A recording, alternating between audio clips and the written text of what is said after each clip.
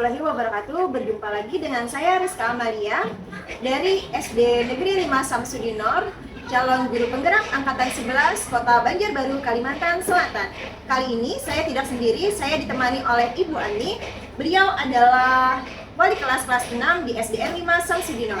Assalamualaikum warahmatullahi wabarakatuh, Bu Ani. Waalaikumsalam warahmatullahi wabarakatuh. Bagaimana kabarnya hari ini, Bu? Alhamdulillah baik.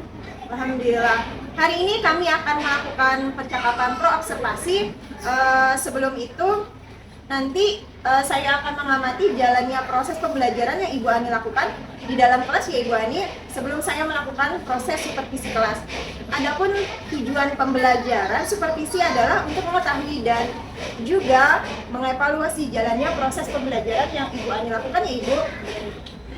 Kenapa kita melakukan percakapan pro observasi? Sebagai nanti persiapan awal agar Ibu Ani lebih siap dan lebih percaya diri supaya memberikan pembelajaran yang terbaik bagi murid ya Ibu Ani. Baik. Ada beberapa pertanyaan yang ingin saya sampaikan kepada Ibu Ani. Untuk tujuan pembelajaran yang ingin Ibu capai, apa ya Ibu Ani? Untuk tujuan pembelajaran yang ingin saya capai dalam rancangan pembelajaran saya, yaitu siswa dapat mengaitkan hak dan kewajiban dengan norma yang berlaku di kehidupan sehari-hari, gitu Ibu. Baik Ibu, jadi tujuan pembelajaran yang Ibu Ani capai yaitu siswa dapat mengaitkan hak dan kewajiban dengan norma yang berlaku di kehidupan sehari-hari. Oke Ibu Ani, bagaimana dengan area pengembangan yang akan Ibu Ani capai? Untuk area pengembangannya rencananya itu ada dua. Yang pertama itu adalah dari segi pengetahuan, yang kedua dari segi keterampilan.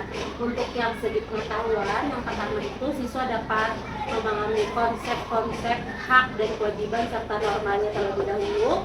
Kemudian area perkembangan dari segi keterampilan itu siswa dapat mengambil keputusan, dapat menganalisis berbagai kondisi dalam kehidupan sehari-hari. Jadi yang area ingin Ibu kembangkan yaitu pada aspek pengetahuan dan keterampilan ya Bu? Ya, betul sekali. Baik, saya ingin mendengar untuk rancangan modul ajar yang Ibu rancang itu untuk strategi apa dalam pembelajaran, terus metodenya apa, kemudian menggunakan model pembelajaran apa? Baik Ibu, saya izin menjawab. Untuk strateginya tadi itu pendekatan berdiferensiasi, metodenya itu ada tanya jawab, diskusi, dan penegasan, serta model pembelajarannya NHP. Jadi pendekatan strategi yang Ibu terapkan yaitu pembelajaran berdiferensiasi dengan model Number head together. NHT, number head together, dan metodenya yaitu diskusi penugasan ya Ibu. Dan tanya jawab. Iya, dan tanya jawab. Oke. Jadi untuk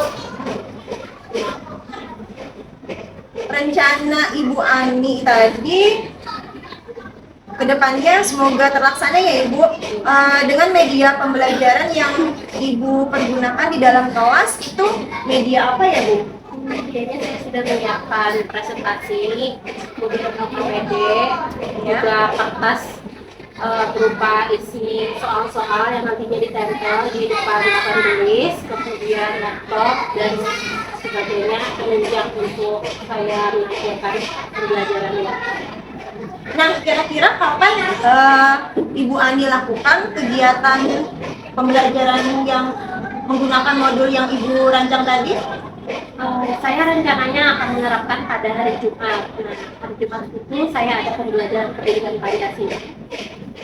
Oke, jadi nanti saya akan temui Ibu Ani pada hari Jumat di kelas 6B ya Bu, di jam ke-1 ke-2 ya Bu? Iya, betul sekali. Oke, saya akan melakukan supervisi kelas, saya akan melihat dan juga mencatat hal-hal apa yang terjadi di dalam kelas Ibu ya. Nah, nanti setelah Ibu lakukan kegiatan observasi akan dalam pembelajaran, dalam kelas kita akan adakan percakapan yang terakhir ya Bu, yaitu percakapan pasca observasi setelah supervisi Ibu. Kemudian kita akan lakukan percakapan lagi yaitu pasca observasi ya Bu. Siap. Oke, sebelum kita akhiri, kira-kira apa yang Ibu dapatkan dari hasil percakapan kita hari ini Bu? Saya mendapatkan tambahan ilmu tentunya dan membuat saya menjadi lebih siap lagi dalam rangka pembelajaran yang akan saya lakukan. Baik Ibu, atas waktunya hari ini sudah bersedia berbincang-bincang dengan saya ya Bu. Sampai bertemu di kegiatan observasi hari Jumat nanti di jam ke-1 dan kedua. Ya, betul. Demikian percakapan observasi kita hari ini ya Bu. Semoga nanti observasi supervisi kelasnya berjalan dengan lancar ya Bu. Terima kasih. Terima kasih. Assalamualaikum warahmatullahi wabarakatuh. Warahmatullahi wabarakatuh.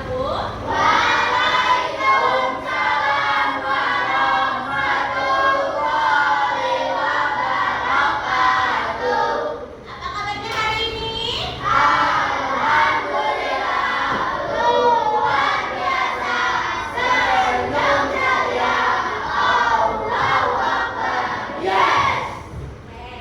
Nah, Ibu akan memulai pembelajaran hari ini ya.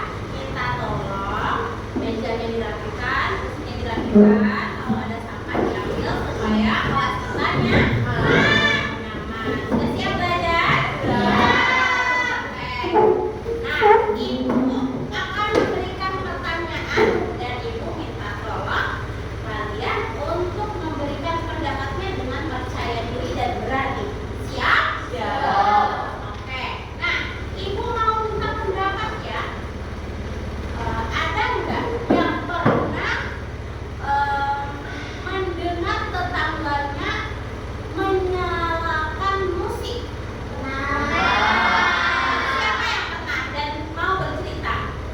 Oke, siapa? Boleh? Anaya, silakan berdiri. Maju ke depan sayang.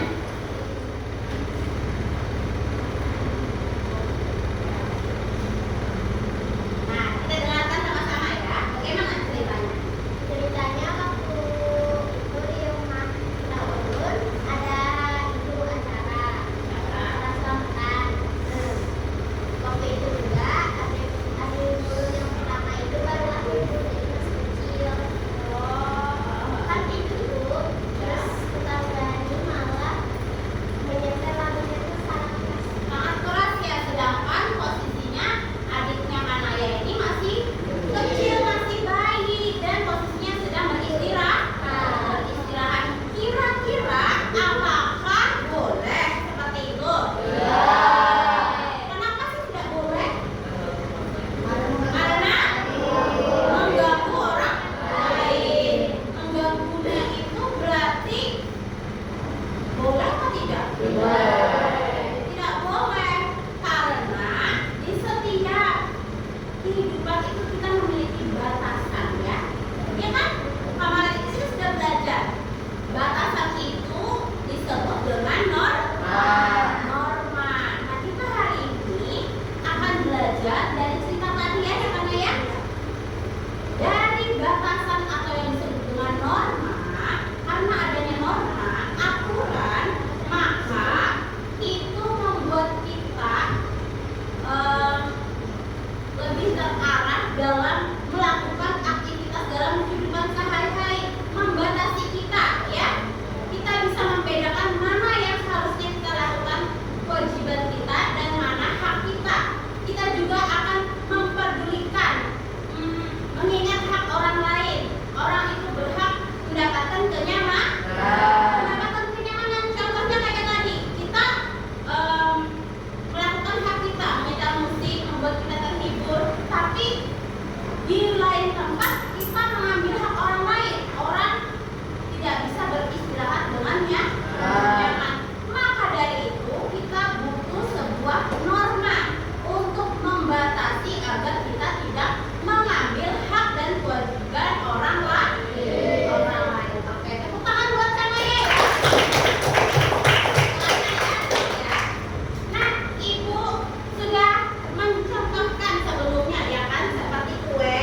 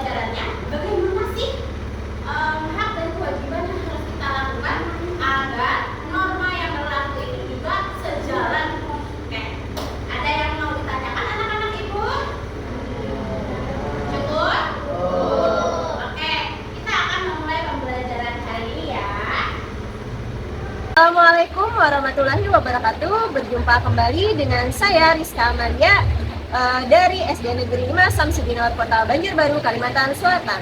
Dalam percakapan pasca observasi kali ini saya ditemani dengan Ibu Siti Haryani, wali kelas 6B di SDN 5 Samsudinur.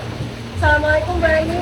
Waalaikumsalam warahmatullahi wabarakatuh. Bagaimana kabarnya Bu? Alhamdulillah baik dan sehat. Alhamdulillah.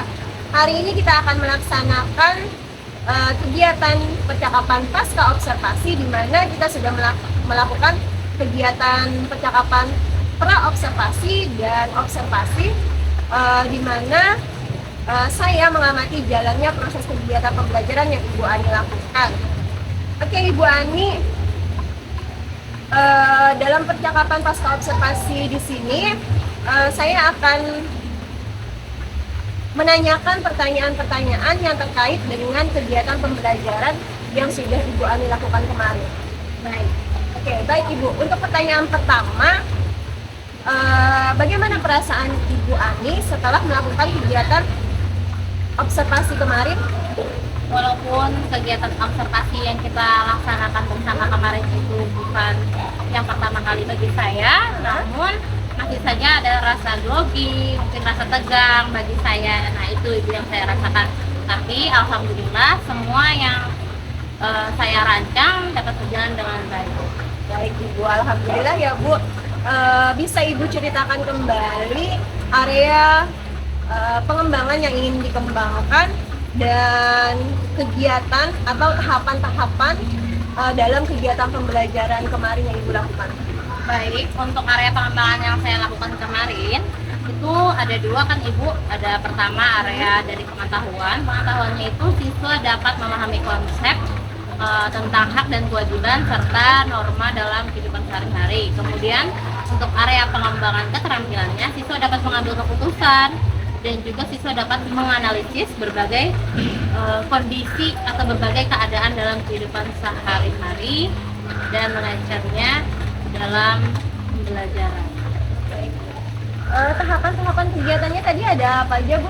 Kalau untuk tahapannya itu saya sudah melaksanakan mulai dari kegiatan awal, kegiatan inti, kegiatan penutup hingga evaluasi Bu. Baik, sangat bagus sekali ya Ibu Ani. Menurut Ibu, apakah area pengembangan yang Ibu kembangkan sudah dinyatakan berhasil? Menurut saya sebagian besar sudah tercapai sesuai dengan apa yang saya inginkan, sudah cukup berhasil. Namun Ibu tidak terlepas dari itu semua, saya mengalami sedikit kendala, yaitu masih saja terdapat anak atau peserta didik yang masih kurang aktif dalam kegiatan pembelajaran. Nah, mungkin itu adalah hal lazim yang kita rasakan untuk sesama guru. Iya, betul. Masalah itu sering terjadi ya Bu, tidak hanya Ibu sendiri, saya pun pernah mengalaminya juga dan guru-guru lain. Baik Ibu, untuk mengatasi kendala yang Ibu hadapi, apa yang Ibu lakukan? Tentunya saya banyak mencari ilmu pengetahuan tentang strategi, pendekatan, metode, dan model pembelajaran. Bagaimana semuanya itu dicocokkan lagi kepada kebutuhan siswa kita sendiri agar tercipta pembelajaran yang tepat sesuai dengan kebutuhan siswa kita di kelas kita masing-masing, agar tercipta pembelajaran yang nyaman, yang menyenangkan bagi anak murid kita. Betul Ibu. Jadi Ibu untuk mengatasi masalah ini Ibu akan belajar lagi bagaimana strategi, pendekatan, dan bagaimana supaya siswa itu merasa nyaman, aman, dan menyenangkan di kelas ya Ibu. Oke. Baik Ibu, kira-kira kapan Ibu mulai melaksanakan perubahan dan perbaikan agar bisa di pembelajaran berikutnya? Sebenarnya saya sudah mulai belajar, saya sudah mulai menggali informasi-informasi mengenai tentang perbaikan atau kekurangan dalam pembelajaran saya. Itu semua demi kepentingan anak didik kita semua dan perbaikan dalam kegiatan pembelajaran sekolah kita. Betul Ibu. Yang Ibu lakukan tadi itu semuanya buat kepentingan anak didik kita ya Bu, supaya berkembang, prestasinya meningkat ya Bu. Oke, semoga perubahan dan perbaikan yang Ibu lakukan dapat terlaksana secepatnya ya Bu. Kemudian masalah yang Ibu alami dapat teratasi ya Bu. Ya, amin. Semoga semuanya bisa saya lakukan dengan baik. Oke. Sekian ya Bu. Terima kasih atas waktunya. Sudah melakukan kegiatan seperti si akademik ini, mulai dari pra observasi, terus kegiatan observasi dan pasca observasi ya Bu.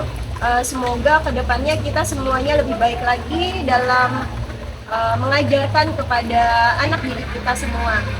Terima kasih atas waktunya Ibu Anip. Saya juga mau terima kasih sama Ibu Rizka karena sudah membimbing saya, memberikan masukan bagi saya agar saya menjadi guru yang lebih baik lagi dan untuk menciptakan kegiatan pembelajaran yang sesuai dengan kebutuhan siswa kita. Mohon maaf apabila ada kesalahan. Wabillahi taufiq wal hidayah. Wassalamualaikum warahmatullahi wabarakatuh.